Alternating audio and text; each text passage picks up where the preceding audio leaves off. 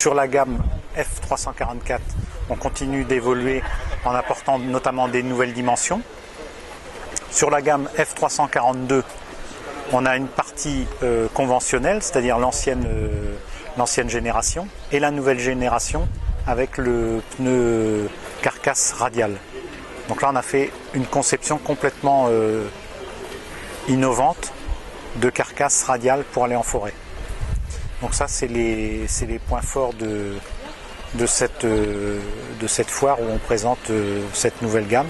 Et puis là, on a continué à faire évoluer aussi les dimensions sur le 345 pour les skiders, où on apporte une nouvelle dimension qui est le 35.5 par 32.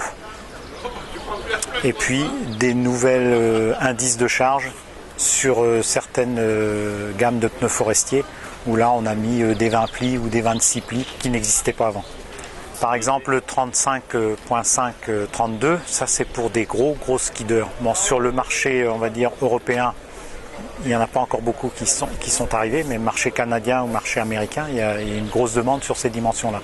Mais on sait pertinemment que ce qui se fait aujourd'hui aux États-Unis va arriver demain, pour certaines puissances, va arriver demain sur le marché. Et on voit ici sur Forexpo, on commence à voir des machines américaines qui n'étaient pas sur le marché avant. Donc, et ces machines-là sont équipées de pneumatiques beaucoup plus gros que celles qui sont sur le marché français aujourd'hui.